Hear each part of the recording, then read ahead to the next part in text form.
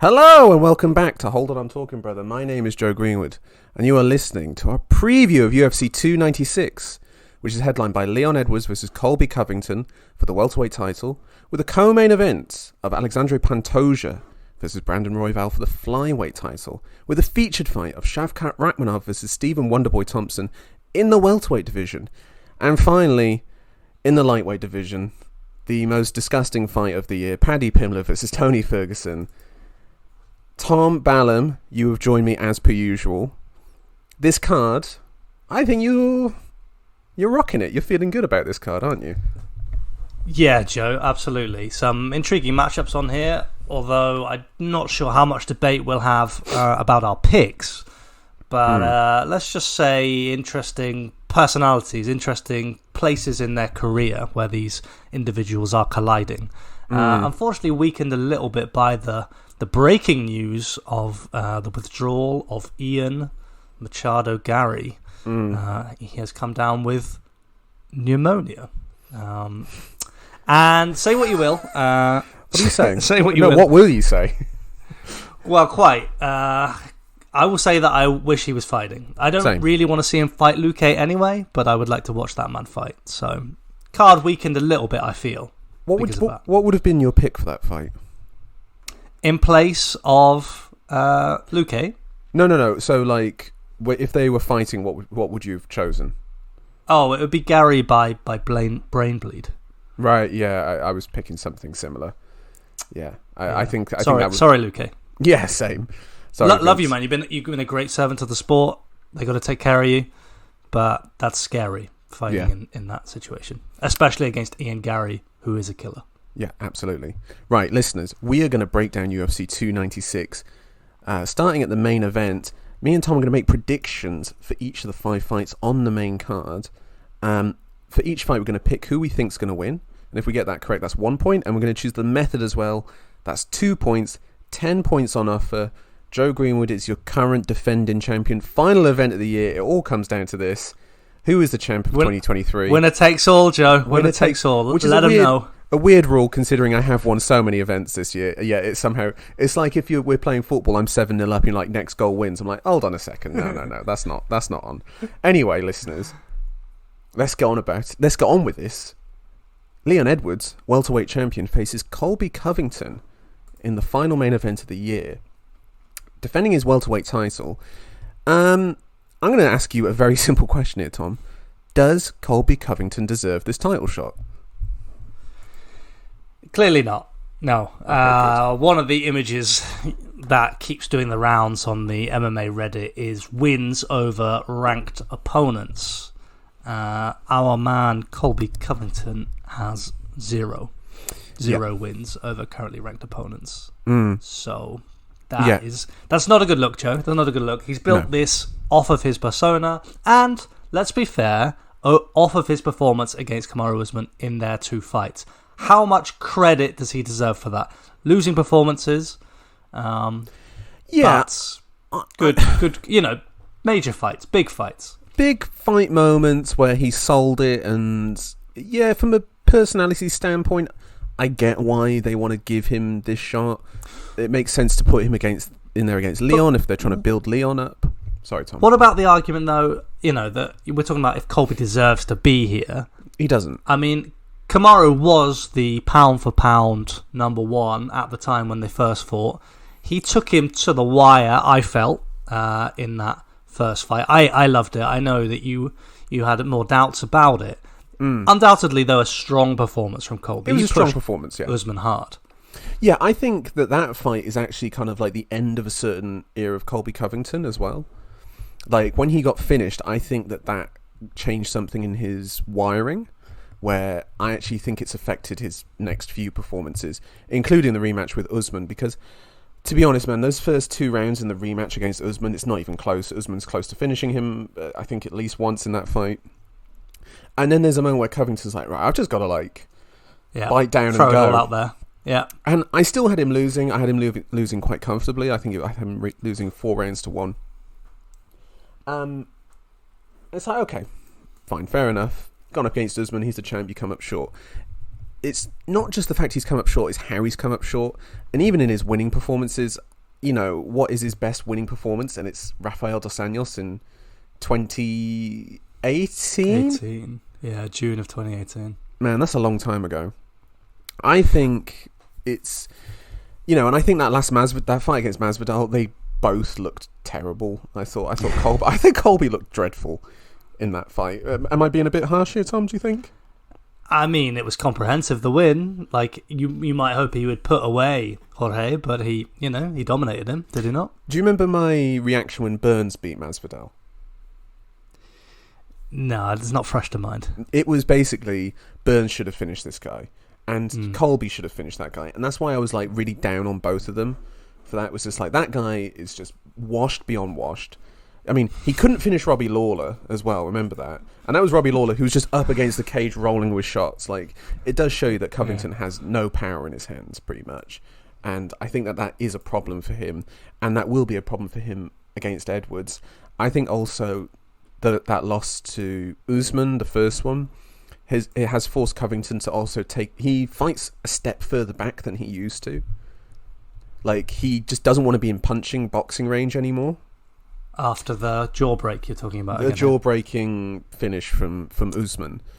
Yeah. And I think that a guy who's standing a foot further away than he should be against someone like Leon Edwards, who is the bigger, rangier fighter, is probably not a great position to be in. By the way, I can only use the reference points of the Masvidal fight, of the Usman fight, of the Woodley fight, which we've all thankfully forgotten about. If it's that guy giving that performance, there's a worry for me for Covington. Well, before we get into the actual fight breakdown, I want to explore this idea a bit more about merit of being there. Colby did come back with, I don't know, a comment that made me pause and think for a moment when dealing with this question about, his wins in welterweight. And he pointed to Leon's record. And the absence of young, up-and-coming contenders on his record. Now, let's remember, Leon fought RDA after Colby. Yeah, and his win was more comprehensive. It was. To an even older RDA. I mean, they both won with comfort. The next win for Leon comes over Nate Diaz. Yeah. In 2021, but this was during, we had COVID. We had, is that not including the Bilal Muhammad fight in there?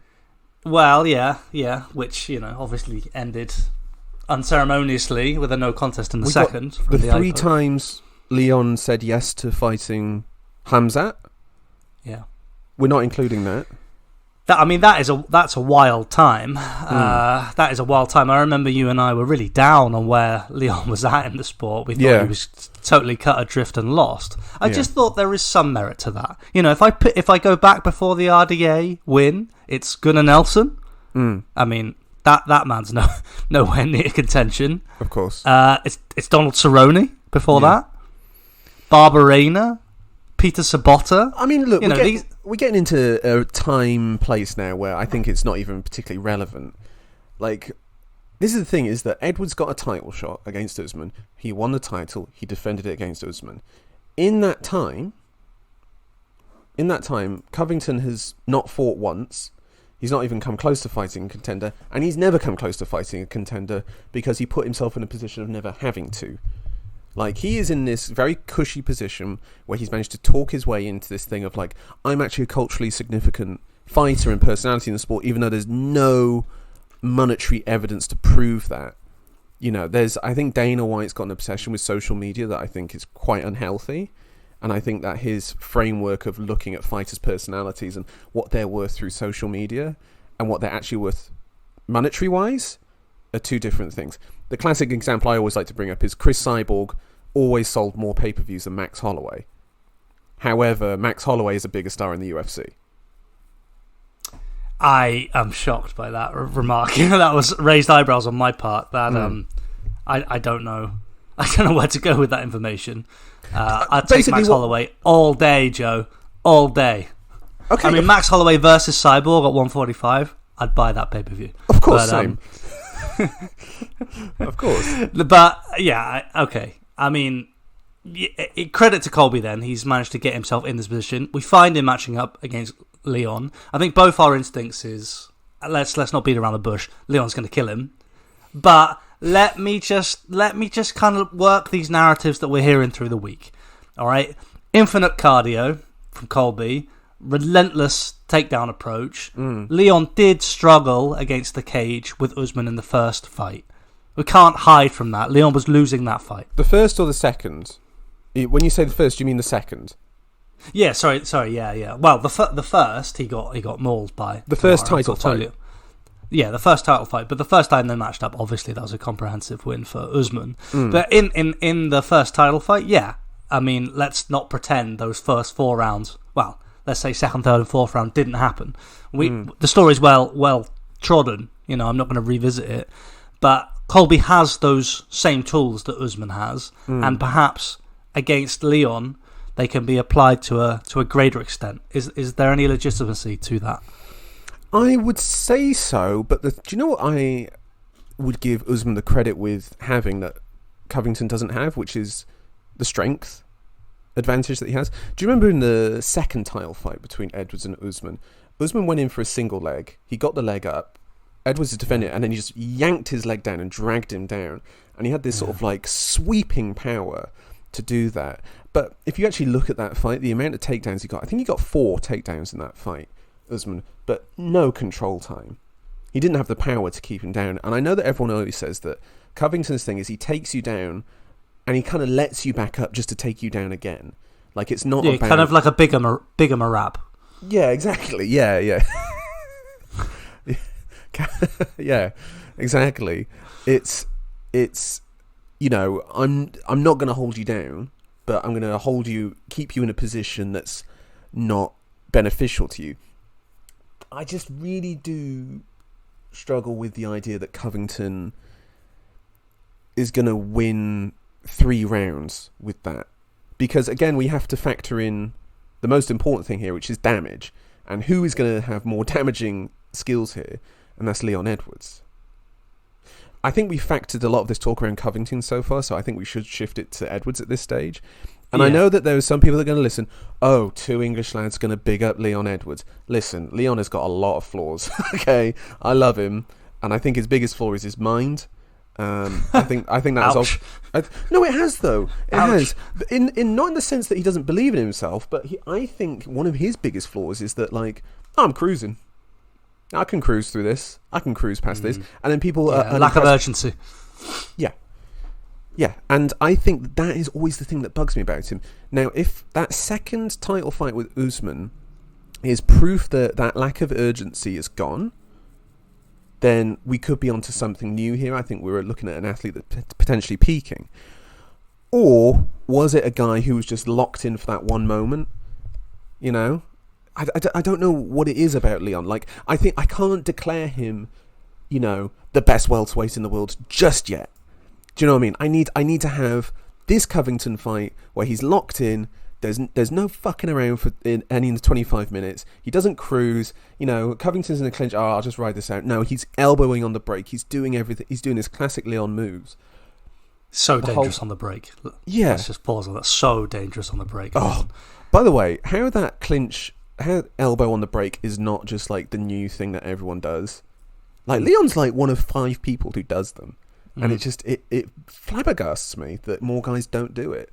There's clear optimization to be done across this mixed martial arts era we find ourselves in. You know, we've evolved so much, but simple things like that, like clean shots on the break, especially with the elbows, it's something that every fighter can learn from. But Leon, he's peaked that art. And there are a few others. I mean, it's definitely being contrasted, this matchup, also as a, kind of a pitter-patter pressure style of Covington versus precision and timing and of course power, picking his shots. Leon does tend to do that. The question is, let's say that Colby can find his way inside. He can work into those positions where he's more comfortable. He can back Leon up.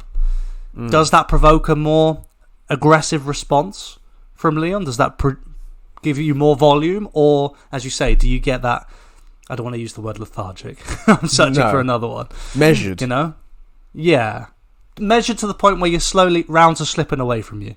Yeah, I mean, I don't know if I can envision that, to be honest, because I think that this Covington relentless pressure wrestler grinding you down, I don't think he is that guy anymore. Do you know what I mean? Yeah. I think he's had opponents which have invited that. I mean, that Woodley fight is just... It was appalling. Again, is it the opponents? Because when he faces Usman, he kind of looks good. But Usman's one of the best fighters in the world. He faces a washed Masvidal, a washed Woodley, a washed Lawler, and it's just like, oh, this guy doesn't look very good. Yeah, maybe because the competition isn't right.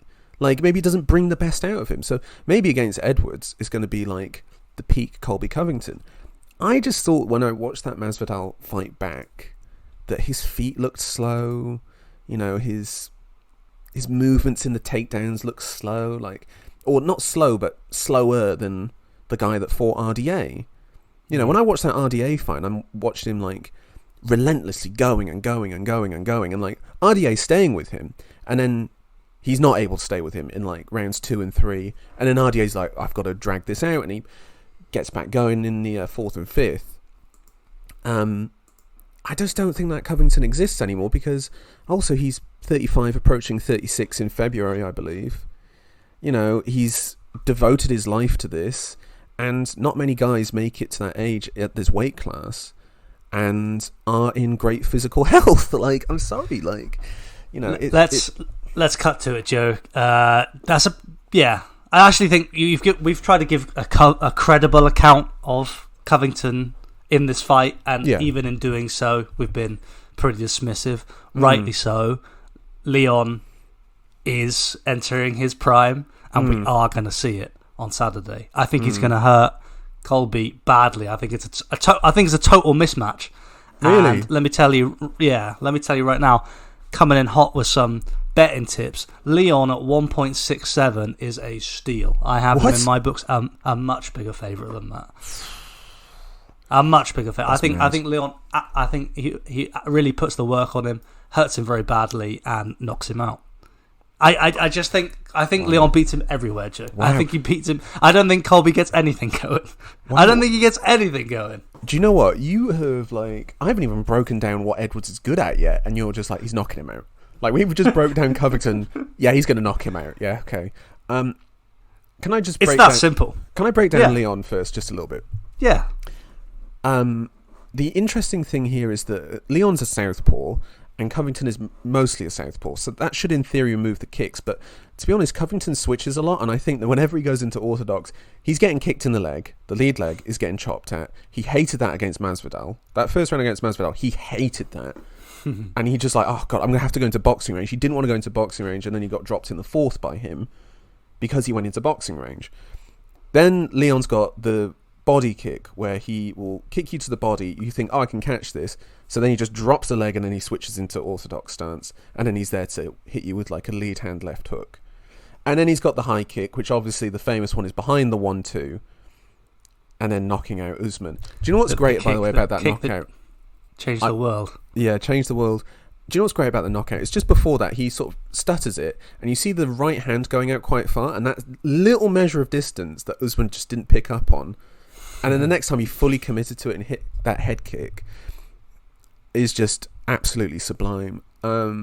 Yeah, Tom, you've kind of taken my breath away here and taken the wind out of my sails, because, yeah, I've got Leon Edwards winning by knockout, and I think it's going to be pretty convincing round 2 or 3 finish for Leon here. And you know what? I really wish we could talk more about Leon, but there's just not enough juice in this fight for me.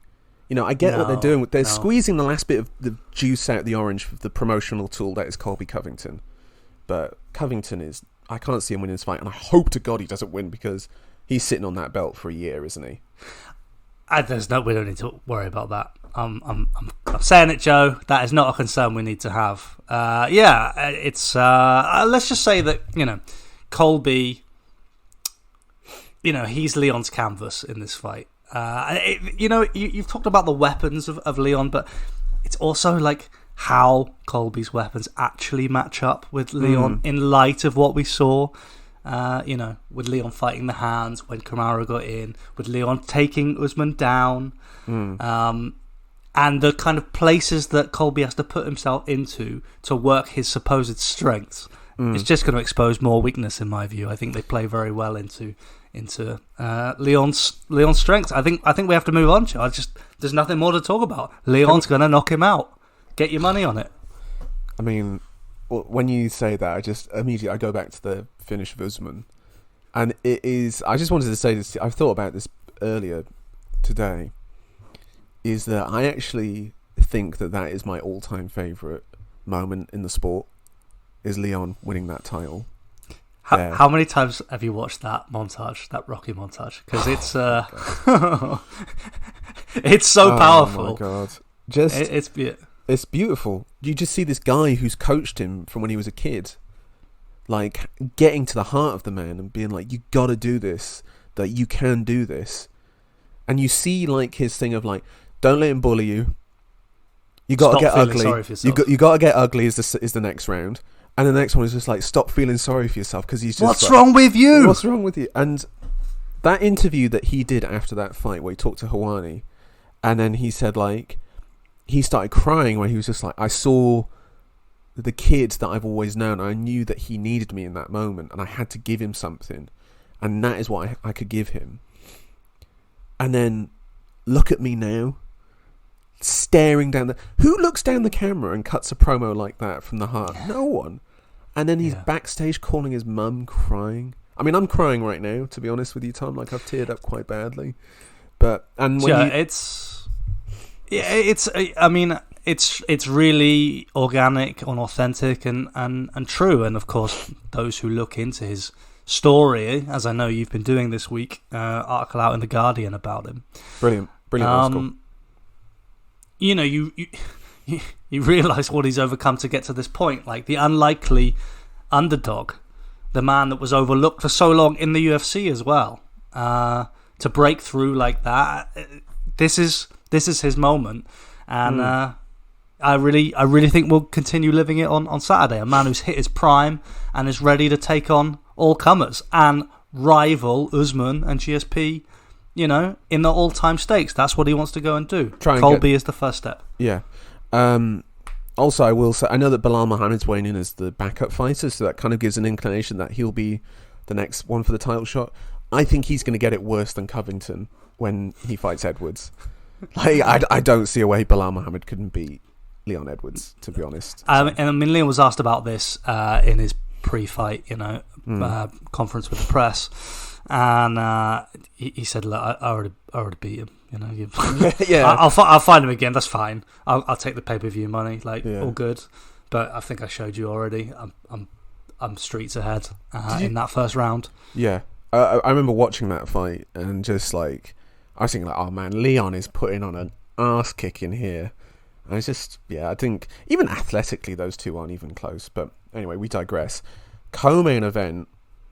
Now this is going to be fireworks for as long as it lasts. Alexandre Pantoja is back, and he's facing Brandon Royval in defending his flyweight title against him, I should say. This is the second time they fought. The first time they fought was, how many years ago was that now? Was that 4 years ago? No, Joe. I believe it was more recently than that. Just 2 years ago. Was it that? We talked about. Oh God, it was, wasn't it? Colby was legitimate. Royval? Is he legitimate? I mean, just 2 years back he got choked out by Pantoja, and the fight before that he was knocked out by Moreno. He's got here through a win over Matt Schnell and Bontarine. Of course, the nice finish last time out against Nicolau. Yeah, I'm. It's another fight that I'm struggling to see the angle on, Joe. Yeah, this is the thing that I thought about with this card. Is like when I first saw it, I'm like, here we go, Awuga. And then when I started digging in, I'm like, this card's all right. It's not that great. Let's be honest. Do you know what it is? Royval is actually kind of lucky that he's gotten in before all these other flyweights have given themselves like a definitive, I'm the man. You know, Kai Kara France kind of was there just ahead of him. Obviously, Moreno vanquished him. Manal Kap's not quite there. Albazi's not quite there. Makayev's not quite there. You know, these guys that are kind of bubbling away.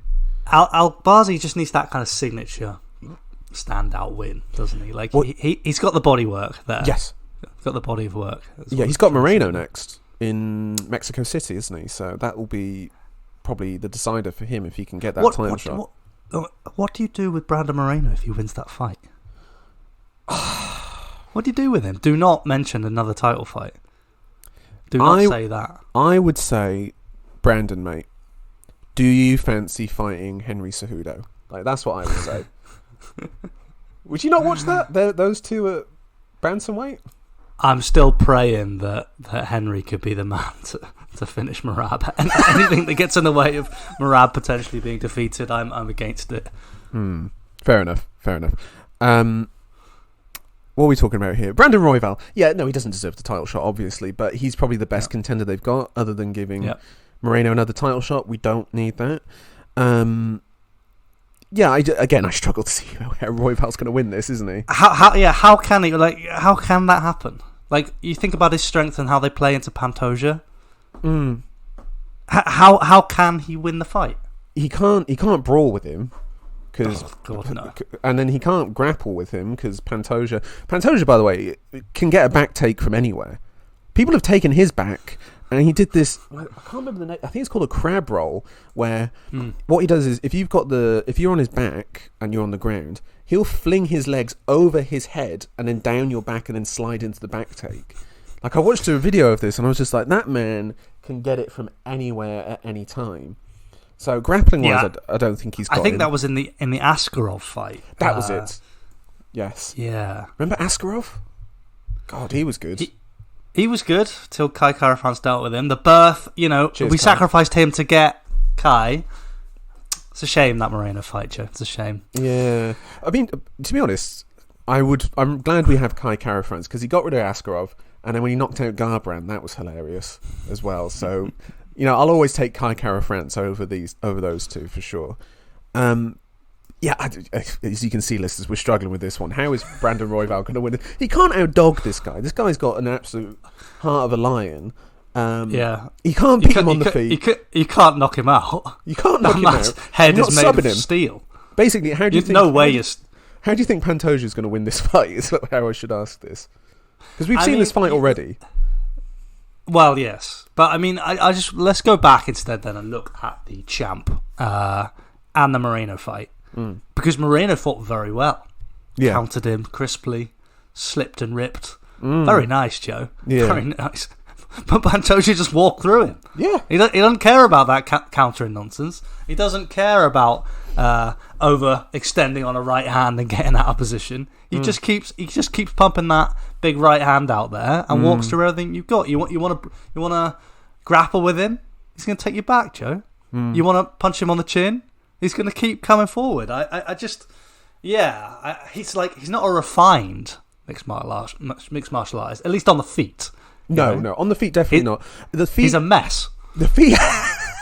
He's a mess. The feet facilitate the grappling, or his striking facilitates the grappling. That's what it really is. I mean, do you remember the Alex Perez fight where they just started brawling in the middle? He got him up against the cage, went for the takedown, slipped to the back, climbed onto the back mount, and then just subbed him with the RNC. And it was just like, oh, there we go. And it was crazy. It was a crazy, crazy brawl. Yeah, I think Royval's got nice. If we're thinking that Harry was Royval going to win rounds, let's say he has to win 3 rounds in this fight to beat Pantoja. He has to, for 15 minutes, hit long-range strikes and then slip out. And have Pantoja not follow him. And if he does, as he follows him, punish him as he does. Like, that's the only way he can do it. Long, crisp striking, kicks to keep him away. I just don't see it working. Like, I really don't see it working. I think Pantoja can put pace on him as well, because he's going to be pushing him back the whole time. And also, Royval, and even in victory, Royval has been rocked. What was the one where Royval, ended up on his arse and then... It was the Kai Kara France one, wasn't it? Where he guillotined him. Yeah, it was. Man, because Kara France knocked him down, didn't he? And then he subbed him. Right, yeah, that was it. That was it. Yeah, it was a guillotine choke. To close the show in the second round. Yeah, he ain't getting a guillotine on Pantoja. No, that's definitely not happening. Yeah. So what is going to happen, Joe, is that Pantoja's going to sub him. Yes, same. Yeah, he's going to sub him. Yeah, that's what I've got as well. Yeah, he's just going to sub him. Like, we know what's going to happen. He's going to absolutely manhandle him and sub him, and that's the end of that. And Alexandre Pantoja will move on as the hero of 2023, I guess. You know, after that, again, all of those with deadbeat dads out there, the icon for us. Jesus, yeah, yeah, I can relate. Listen, it's. I mean, we talked about the Leon. Look at me now. Pantoja again, looking down the camera and saying, "Dad, are you proud of me?" Like, and it came out of nowhere and just ripped my heart open. It was very like naked, wasn't it? Very exposed. I think actually, if I understand correctly now, because I've been listening to Pantoja in the build up to this fight, and I think a lot of that came from actually the fact that in some way his dad wanted to claim ownership of his future success despite doing nothing to contribute towards it. Oh. Yeah, I think that was part of the angle. Not this like needing like praise and, you know, and the absence of the father. More like, yeah, you want to be part of this, you know, you see what I am without you. Wow. So I always remember, quite powerful. I always remember when they cut to his family and like they're just crying, and then Gilbert Burns is weeping as well. Oh, like, it was just madness, wasn't it? It was a great moment. It was a great moment. It was a great moment. It really was. And he I mean, we're underplaying what he went through in that fight to come out on top because, yeah, of course, like it's easy to say, well, you just walk through getting crisply countered non-stop for 25 minutes. Yeah, that like he's got the heart of a lion. He is that dog, you know. I know not to go into cliches, but he is. So that was a great win, Joe. Next fight on our card, Rakhmonov, a man with hellacious wins to his name.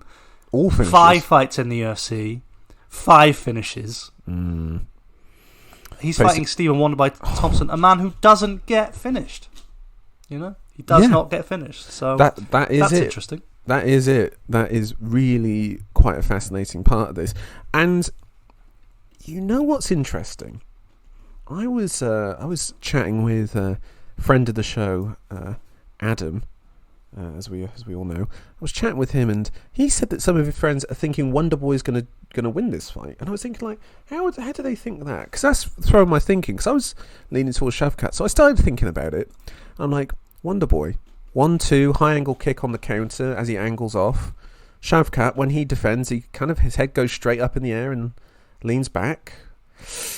Okay, maybe this isn't as simple as we thought of, like, young marauder killer eats up the old man and gets his title shot. Like, this is a lot trickier than I think people are giving Shavkat credit for. This could be a real banana peel slip for Shavkat here. Joe, let me just say, I love that. That communication there from Adam. That is an angle, and it's an angle that those who want to make a bit of money might want to pursue, because Wonderboy Thompson comes in here as the biggest underdog on the card. No, you get almost 6-1 on Wonderboy to win this fight. Are you serious? Yeah, between 5 and 6-1. Yeah, 5.8 right now. Joe's £5 bet right there. To be honest, every time I've said Joe's £5 bet, they've come in. So, well, talk me through it a little bit more. I mean, we do know in the Jeff Neal fight, yes, Rakhmonov's striking defense left a little bit to be desired. There was a reliance on his chin, which stood up. It stood the test. Yeah, and Jeff Neal, he can bang, Joe. He can crack. In a way that, now obviously, if you get caught on the end of Wonderboy's kick, that's a place that no man wants to be. But Jeff Neal, he landed hard on Shavkat, and you know he ate him, Joe. So he did. I think also Shavkat sort of head straight up, linear defensive, you know, with striking. Maybe he played into Jeff Neal's hands there, because Jeff Neal is the headiest of headhunters. Like, it's all head all the time. Like my porn searches. It's just horrible. Horrible. Like, when he fought Wonderboy, Jeff Neal, I think, accidentally threw 6 low kicks, and he didn't throw to the body once. Just when he was kind of switching stances after a punch, a leg connected. Exactly. Yeah, he brushed shins, and when he was planting his feet again. To trade some more bombs to the head. Exactly that. So I'm a little bit hesitant to say, that's an obvious thing there, because Wonderboy does mix up the targets there. That calf kicks, the body kicks, the push kicks from the body.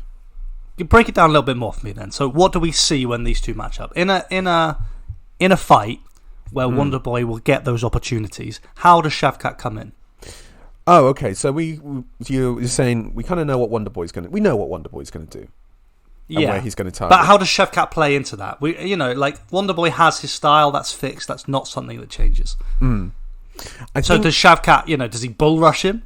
Now, what's he going to fight on? Well, I think Shavkat will obviously be baited by that lead leg, and I think Wonderboy knows that. Of like going for the takedown. Yeah. I think that ducking down on a single leg. Yeah, get to the single leg, body clinch into takedowns from there. I think that also Shavkat is potentially in a position to, throw to the body a lot more. I think with how he kicks, Shavkat, he does the sort of classic body head when it comes to kicks. Do you know what I mean? Like where who were you talking about the other week? It was we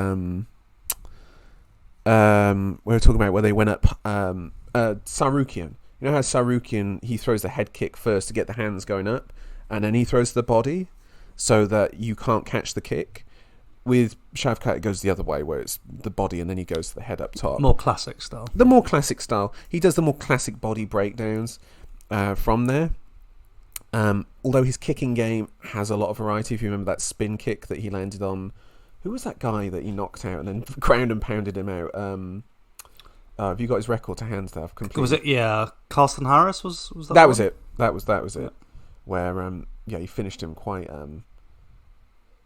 brutally, to be honest. I think that the clinch into the wrestling game is what Shavkat will probably be aiming for in this fight. I don't think he'll keep it on the feet for that long.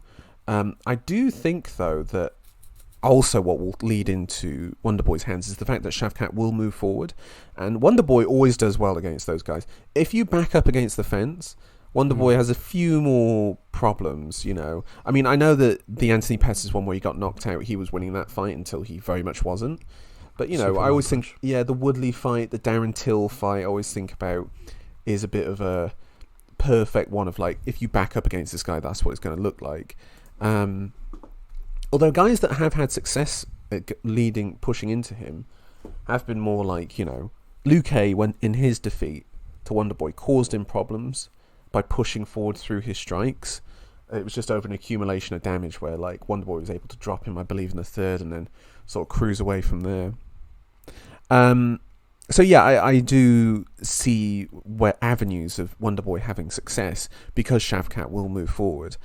However, I just think the overwhelming the raw power of Shavkat and his ability to mix all elements together, and then also his ground and pound, I think is maybe the best in the sport, in that he does it standing up. Like, he'll have his feet planted, punching down onto you. He'll stack you up and punch down.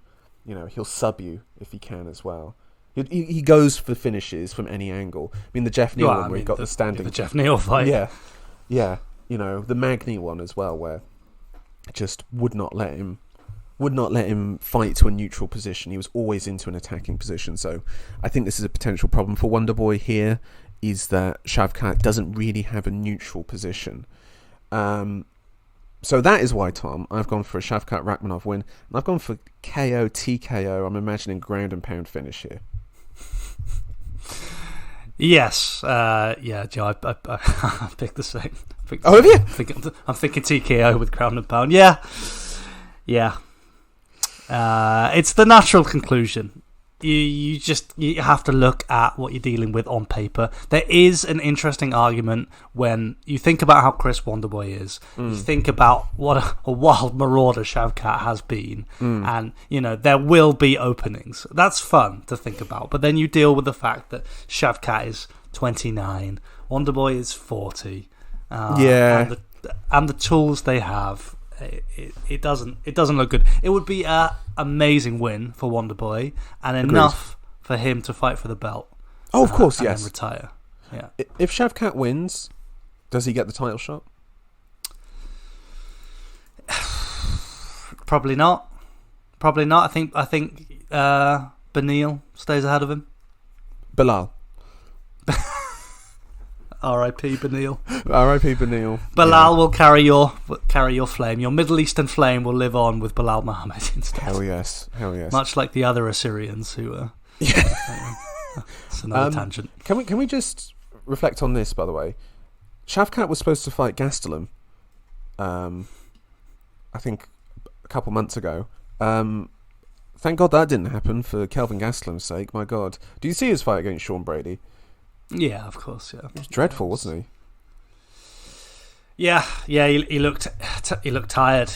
It just kept trying to throw his kind of patented boxing, and he never overextending, never really reaching, the target. It was a bad look. Brady looked good.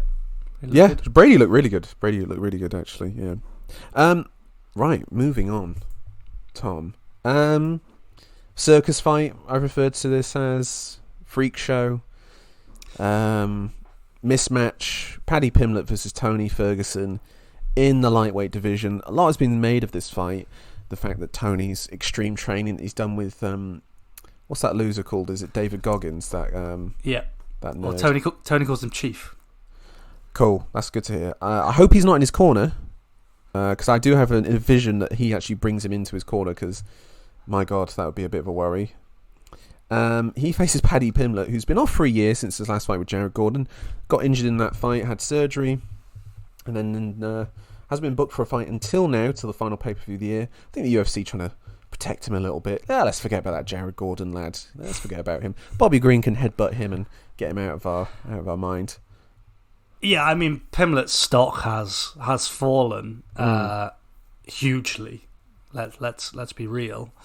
I mean, what really rammed that home for me is in the lead up to this fight, he was talking about the potential of selling out, Anfield again, and that he had been in touch with the club's president, and Dana White just needs to greenlight it and all that. And I just thought how preposterous that notion is. I just thought, what, this is just absolutely silly. This could be on the prelims. You're ultimately a bit of a no mark.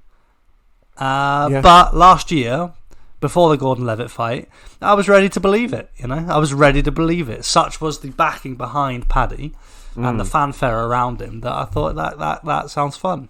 Maybe he could sell out a stadium, and maybe that can happen for that brand that he's bringing. So his stock has fallen tremendously after the way he conducted himself following the extremely controversial win over Jared Gordon. It's it's hard to envision Paddy getting into that sort of position. I mean, I think if the UFC are going to do that, they're going to try and give him as favourable a matchup as humanly possible. However, I don't think there are many at lightweight, as we've spoken about many times before. Even if in the past year, some of those guys that we talked about maybe a year ago, like, how is Paddy going to beat so-and-so? Like, the bloom is off the rose a little bit with some of these names, like, Jalen Turner or, Kuta Taladze or whoever. Like, they're probably not going to see him fight them anyway. Definitely not now. So, maybe there is a world where they can set him up with a potential easy win at Anfield. And to be honest, the one would have been Tony Ferguson, I would say, is the guy that they probably should have booked for that if they were going to do Anfield. But he said he's got him now. He's facing Yeah, sorry, go on. Well, yeah. As you say, the sport has evolved. And on that point, Joe, I am not ready to say that will never happen just yet. I think there is the potential for Paddy to relight the touch fire, and I think this Tony fight, could be the start of that. When you listen to him, when you listen to the man, stripped down, away from all the nonsense, he is an aficionado of the sport. He's definitely a student of the sport. You know, he knows all the kind of dynamics that have played into certain positions, and he issues very strong and calculated ripostes to different questions that are put to him. For example, you know, talking about the Goggins aspect in Tony's camp, you know, that he went through this kind of hellish training. That, of course, you know, like nobody was saying that Tony is lacking mental fortitude and toughness and cardio. In fact, those are things that have always remained, and obviously Goggins does nothing to further the decline of a 40-year-old Tony Ferguson. However, you start to pick through Tony's record, you look at where he was and how he's been, and you look at where Paddy is in the sport now after that loss to Gordon. I don't know, I've started to come round to it a little bit. I think there's a bit of intrigue here. What, the matchmaking? Yeah. Like, if we acknowledge that Tony is going to fight, right, first, and that seems to be the case, he is going to fight, I think this is quite a nice fight for Tony. Really? Yeah, I mean, Joe, I'll come out with it right now. I'm not going to pick Tony Ferguson to beat Paddy. All right? Okay.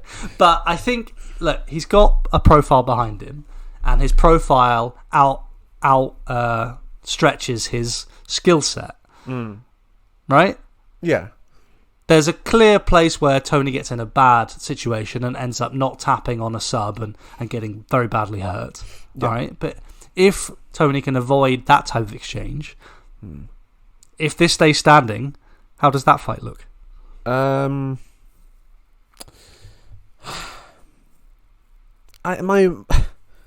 issue is that how does it stay standing?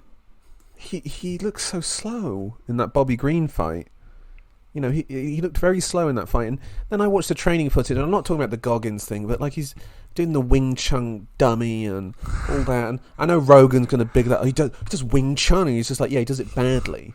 You know, I'm just like, I'm watching a guy do bad Wing Chun. It's like, I'm not interested in that. And all I think is, Tony, just learn a basic 1-2. You know, Tony, watch your Trinaldo tapes. Jab, clinch, body shots from the clinch. Do that, mate. Elbow in the clinch. If you do that, Tony, you've got these weird long arms, you've got these massive hands, you can grip guys in ways that others can't, got a bit of old man strength in there. Utilise those skills that you have.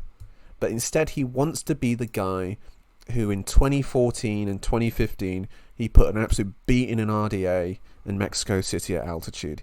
He wants to be the guy that walked through Anthony Pettis. He wants to be the guy that like subbed Kevin Lee. He wants to be this guy who was this mythical fighter for a while, and he just isn't anymore. And he just thinks that he can go back to that. And instead of adapting his game, we just see, you know, a photocopy of a photocopy of a photocopy of his game. It's just degraded, and it's just so empty and hollow now. And I just think that, you know, Paddy, as you said, for all the things that you could mock for him, 50 grand, yeah, I get the bonus for that one, don't I? Yeah, I get the bonus, all that. Fight of the night. He is a student of the game. He is self-aware. He even said in an interview, like, I was not in a good place after that fight. You know, I wasn't even really sure what I was saying. You know, it's a guy who's self-aware.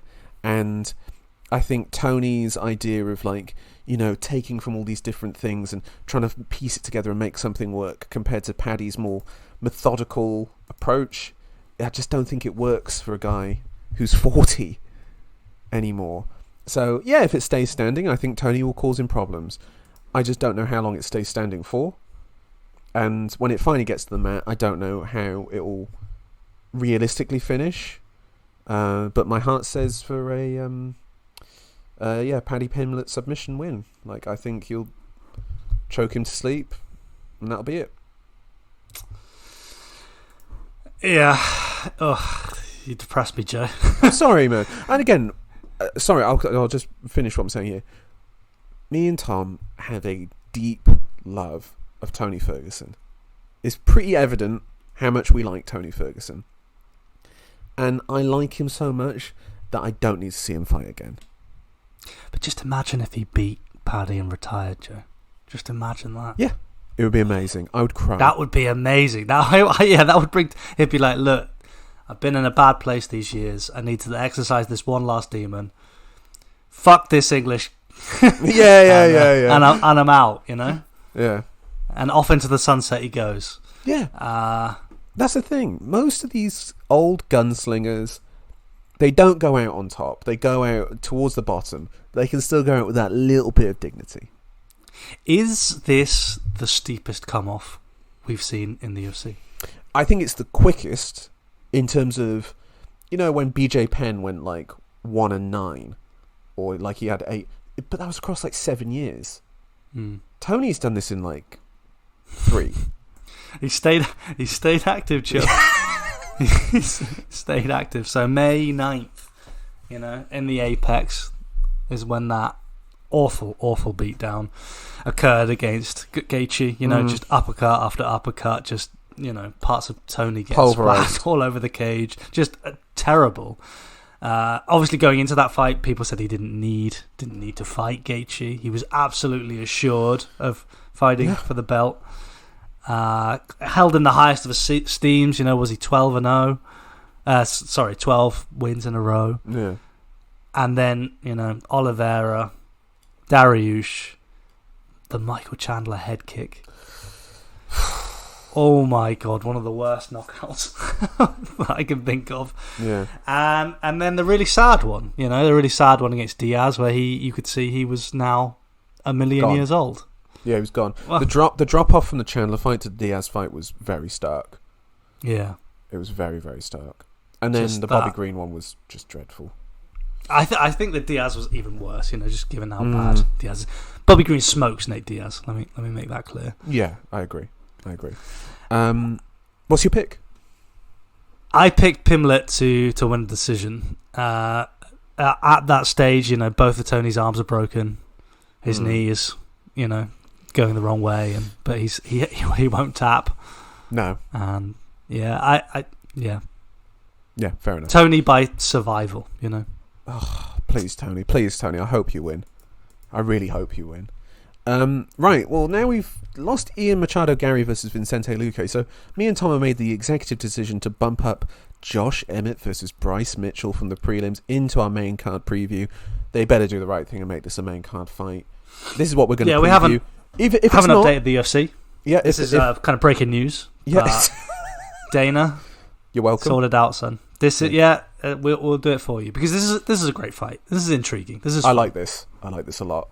Mitchell take this on 2 weeks' notice against Emmett here, stepping in for Giga Chikadze. Remember the name. Indeed. I think Josh Emmett now. This is interesting. He's fought 3 times this year. Fought Yair, got smoked. Fought Topuria, got smoked. And he's fighting Bryce Mitchell now. This is an interesting point for Emmett of, is he just fighting for paychecks? Because I kind of get the feeling that he is, you know, competing against good guys. He's a decent name, you know, to get on someone's record. He's facing Bryce Mitchell, who, again, fought Topuria as well, got mollywopped by him, has come back, had that weird fight with Dan Ige, where we saw the normal deficiencies of Bryce Mitchell. Striking-wise, I just don't think there's a whole hell of a lot there. But grappling-wise, this man is fantastic. This guy is just such a brilliant grappler. And I think he's going to cause Emmett quite a lot of problems. Even with Emmett with his low stance and his sort of like long gorilla arms and his big looping swinging shots. Mitchell's tough. He took that beating from Ige. He took that beating from Topuria. Wow. That him questioning his whole existence, that Topuria loss. Well, bless him. You know, God was probably saying other things to him leading into that fight. It's just like, why'd you lie to me, God? Or whatever he was saying. Maybe the Earth is round. I don't know what character this is, but anyway, Bryce, bless you, mate. But you know, he's a tough dude, and I think he's a very skilled operator on the mat. I think his takedowns are very good when he's able to get them going. If you remember that Barbosa fight, where he was snatching them from all different angles on Barbosa and just suffocated him on the ground. I believe he 30-26'd him on one of the cards, which is... Not the first. No, 30-25, I was about to say. Oh, God. Yeah, which is quite something. Tom, I'm going to put it out there to you now. I'm envisioning the same thing. I think Mitchell's going to mash Emmett on the ground here. So you've picked a Bryce sub then? Bryce by decision. Okay, we differ on that. I picked Bryce to sub. Oh, wait, you got the exact same thoughts as me? Yeah. Yeah. So much for the... Well, it's a layup for Bryce. I think Emmett is a bit low-hanging fruit. Obviously, those losses to Topuria and Yair Rodriguez are against the creme de la creme, and Bryce is not quite there, but this is definitely a nice bounce-back fight for him. And yeah, Emmett suffered some big injuries in his career. He is a 38-year-old featherweight. Ranked number 6. Yeah, exactly. So it's a nice fight for Bryce. I think Bryce is still sitting there somewhere just on the edge of the top 10. Good name to collect, and I think that's what the matchmakers are thinking here. I will not oppose them. Agreed. So it's a sub for Bryce Mitchell. Agreed. Listeners, thank you so much for joining us. We will be back next week to review this card at UFC 296. I'm going to go through our picks one last time.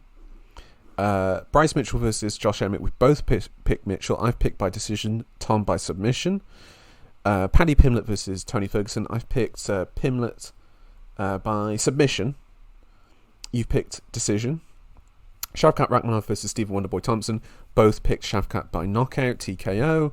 Pantoja versus Royval. We've both picked Pantoja to retain his flyweight title by submission. And in the main event, Leon Edwards versus Colby Covington, welterweight title on the line. We've both picked Edwards by knockout. Listeners, thank you so much for joining us. Tom, thank you so much for joining me. Yeah, thanks a lot, Joe. See you next week. Yes, and listeners, you can contact us at holdonbrother69@gmail.com. Like, subscribe, leave a comment.